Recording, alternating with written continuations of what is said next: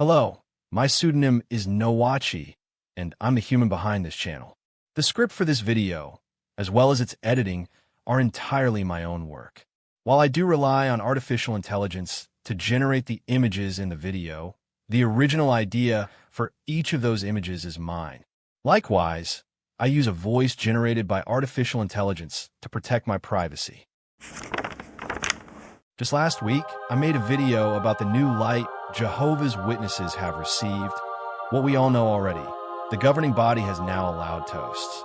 However, I've noticed on social media that among ex-witnesses there's been some buzz, with people expecting that now, surely, the governing body will soon authorize birthday celebrations too. That's why I decided to make this video.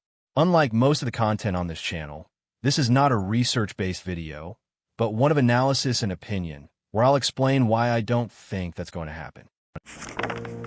Before we begin, don't forget to click the like button so the algorithm shares this content with more people. And if you enjoy my work and want to support critical thinking and common sense, please consider subscribing to the channel. First of all, I have to say I understand those who believe that what's coming next is the green light for birthday celebrations, because it would seem like the logical next step after what Stephen Letts said in his announcement about allowing toasts.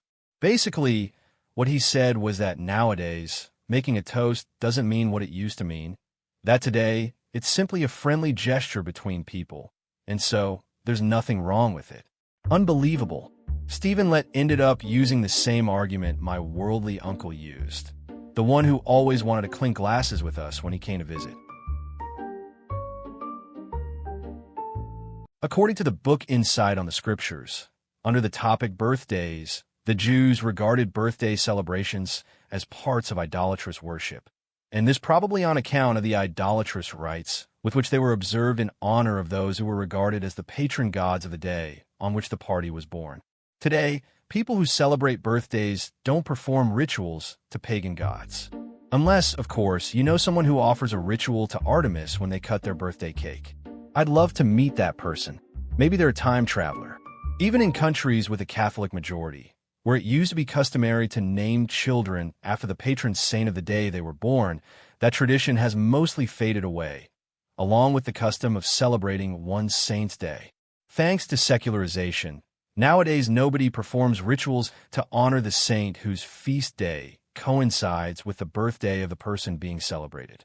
There may be a few rare exceptions to what I'm saying, but that's exactly what they are, exceptions.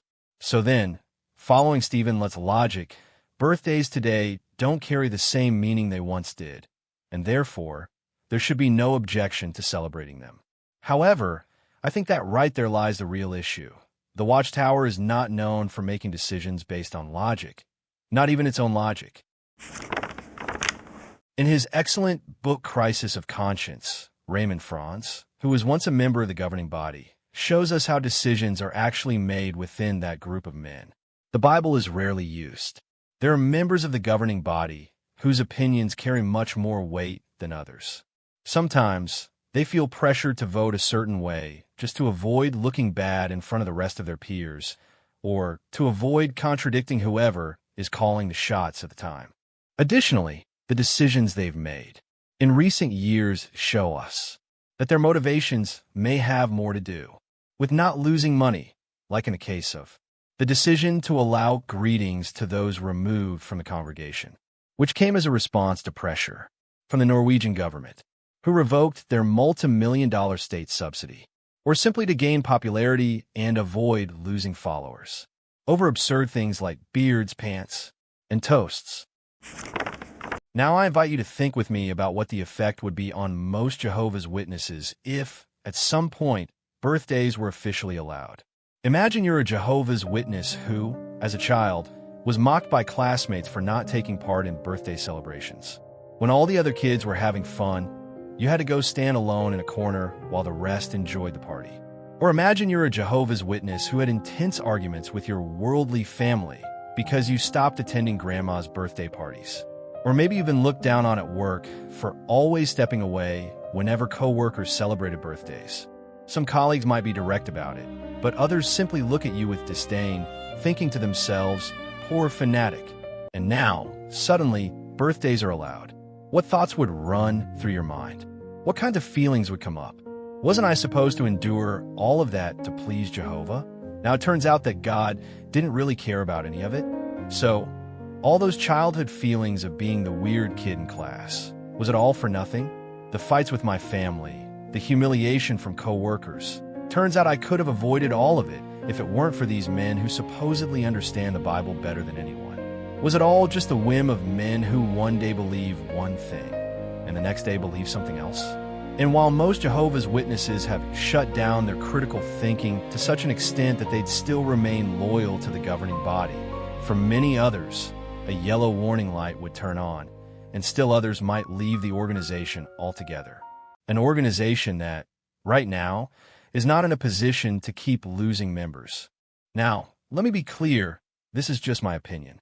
Maybe the governing body might decide to take the risk, knowing it would temporarily raise doubts and cost them some members, but hoping that in the long run, more people might join once they no longer see so many absurd restrictions. Only time will tell what these men will decide. The only thing we can be sure of is that they'll choose whatever seems most convenient to ensure the long-term survival of their organization.